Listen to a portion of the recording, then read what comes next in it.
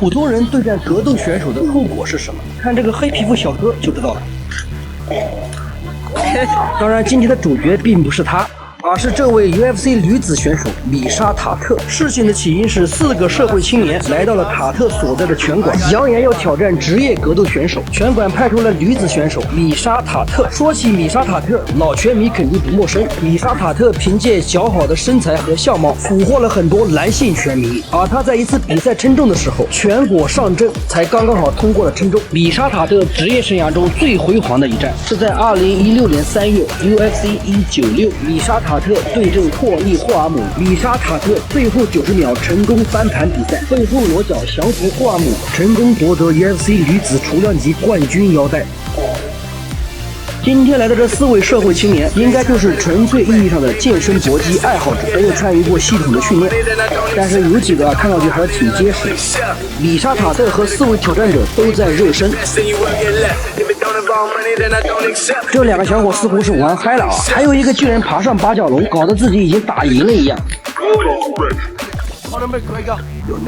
这家伙居然要挑战嘴炮，搞得拳馆里的陪练士哭笑不得。好，现在比赛开始，今天是车轮战，规则是巴西柔术。这个断头台把整个小伙子都提起来了，可见米莎塔特的力量有多大。米莎塔特笑着背后裸脚。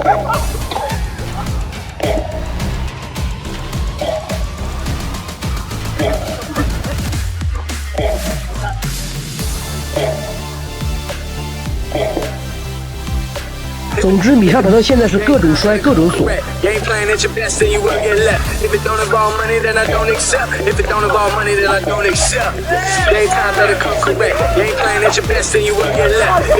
木村锁。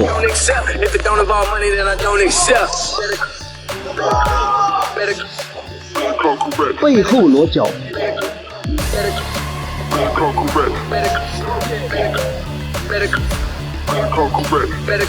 由于现在对手是4个人，而且是轮番上阵，米莎塔特的体能有所下降，但是对付这些小菜鸟还是绰绰有余。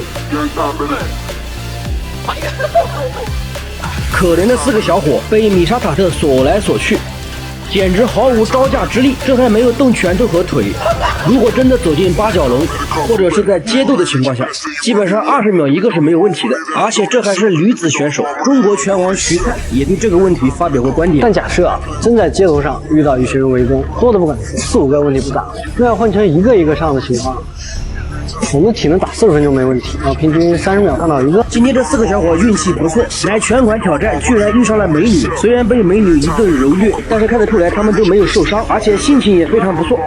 如果换成是你们愿意和美女塔特来一场比赛吗？请在评论区发表你们的观点。爱格斗，爱生活，这里是小北格斗频道，我是你们的小北哥。喜欢小北哥的视频，别忘了点赞关注，我们下期再见。UFC 职业选手和普通人的差距到底有多大？今天有3场比赛给大家解说，应该来说明这个问题。第3场比赛最精彩。也许你要和我杠，普通人那能代表什么？今天这3个普通人可不是一般的普通人，有身高2米多、体重400斤的世界大力士冠军，有职业举重运动员，也有业余拳击的天花板。大家别着急，慢慢往下看。这个戴着粉色拳套的，想必大家都认识，2次 KO 嘴炮 ，UFC 现役轻量级种子选手，钻石达斯汀普瓦里尔。这个被他压在身下的巨人叫布莱恩肖，他是世界大力士冠军，733磅石头升降机世界纪录保持者，身高2.03米，体重400斤。中国有一句谚语叫胳膊拧不过大腿，但是你们看布莱恩肖的胳膊是不是比钻石的大腿还要粗？但是你长得再壮也没有用。巴西柔术就是以柔克刚，以小博大。钻石轻松的降服了这个400斤的巨兽。如果你要说这也不能说明什么，钻石的实力太强了。那么现在我要用第2场比赛来说服你。没错，视频里的是 UFC 女子草量级初代冠军饼干姐卡拉艾斯帕扎。先说说卡拉，等一下再说她的对手。卡拉前段时间击败了严小兰，大家都知道。但是卡拉的巅峰期应该是2014年12月12日，卡拉击败玫瑰罗斯，成为 UFC 草量级第1届冠军，而且把当时的玫瑰罗斯打哭了。卡拉在第3回合3分35秒背后裸脚，成功降服玫瑰罗斯。卡拉也成为了 UFC 历史上第1位女子草量级冠军。这位是卡拉今天的对手，他叫巴特。是一名职业举重运动员。你看他今天举的这个重量，应该超过了150公斤。这个男人的力量还是非常强大的。这家伙在国外粉丝也特别多，平时也爱好练练格斗。虽然水平很一般，但是他的身体素质根本就不用怀疑。有时间的时候还要去练练摔跤。他今天居然戴上了分支手套，要来挑战 UFC 职业选手。卡拉打比赛的时候是女子草量级，体重是115磅，也就是52.2公斤。那么他在非赛季正常体重应该是在65公斤左右，而巴特的体重在90公斤左右。而现在比赛开始，卡拉步步紧逼，巴特出拳反击，卡拉高扫。很明显，双方都是收着力在打。你们继续往下看。卡拉下潜抱单腿，把巴特摔倒。卡拉来到侧面压制，卡拉想做骑乘，卡拉成功拿到骑乘位。卡拉现在是假装上位砸拳，在这个时候如果真正发力的话，巴特已经被终结了。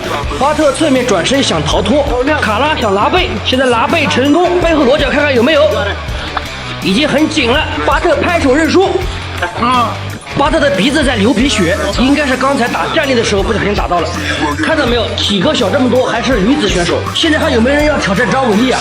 张伟丽也是这个量级的。巴特现在是心服口服。卡拉说：“我也不知道怎么会打到你的鼻子。”好了，我们再看一遍，应该就是这一拳。其实卡拉已经收着力在打了，造成的伤害还是比较大。巴特表示以后再也不挑战职业选手了，女的也不行。今天的第3个故事 ，UFC 重量级排名前3的选手保罗·科斯塔，今天挑战他的是大网红罗根·保罗。罗根·保罗虽然是网红，但他的拳击技术还是非常好的。大网红的面子果然足啊，居然请来了 UFC 金牌主持布鲁斯·巴菲尔。罗根今天带着厚厚的护头，规则还是拳击规则。保罗的实力还是非常强的，之前他还 KO 了拖鞋阿斯科伦。罗根今天是过足了瘾啊，看得出来保罗科斯塔并没有使出全力，罗根保罗打拳可没有收着，保罗科斯塔一记后手拳，轻轻松松的把罗根就 KO 了。两人的实力差距到底有多大？看官老爷们一看便知。由此一战，相信罗根以后找对手的时候肯定会精挑细选了。爱格斗爱生活，这里是小北格斗频道，我是你们的小北哥。喜欢本期视频记得点赞关注转发，我们下期再见。职业选手能不能同时打3个普通人？为了消耗职业选手招仓未来的体能，这个黄毛表示要先1对1，然后2对1，最后才3对1，而且居然表示可以不用对自己留手，就使尽全力打就好了。从黄毛现在的表现来看，应该是有练过的，躲闪还是不错，互相换拳被击中。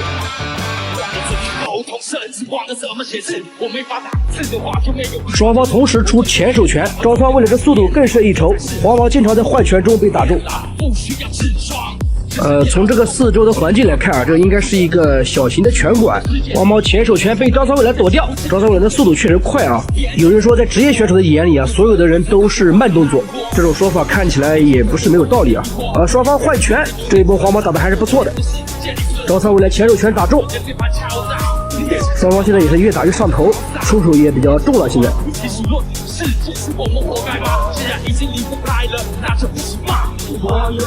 招仓未来后勾拳、后手直拳，把黄毛逼到擂台边。看得出来，现在黄毛的脚步已经乱了。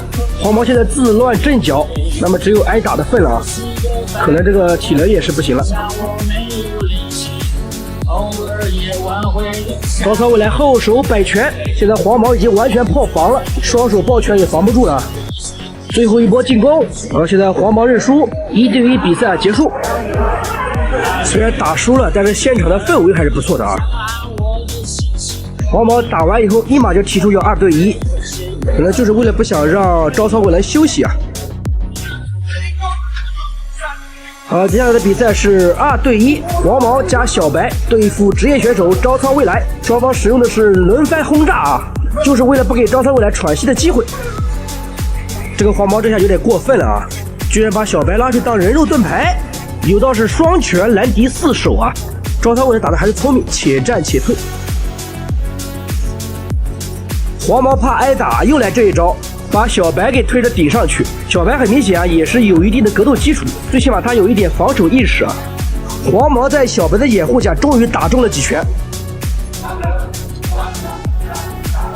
真的为这个小白捏一把汗啊！好在招仓未来是一直在防守他俩的拳头，防的还是不错的啊，没有吃太多拳。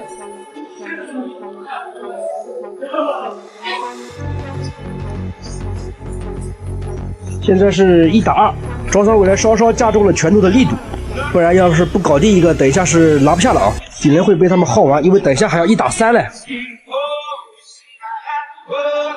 此时的黄毛已经累嗝屁了啊，小白也被招商未来打倒，黄毛再一次被打倒，小白又站了起来啊，很倔强。换成是我的话，我肯定倒在地上多躺一会儿啊。小白想想刚才的遭遇，还是放弃了最终的抵抗。但是2打1完败，接下来是3打1啊，看看结果怎么样。比赛一开始，招商未来先打小白，这个第3个上来的在后面盘旋，不知道在干嘛，胆子这么小，我们就叫他小菜啊，菜鸟的菜。黄毛和小白在前面冲锋陷阵啊，小菜在后面躲来躲去，生怕他们3个人的冲击波冲到自己啊。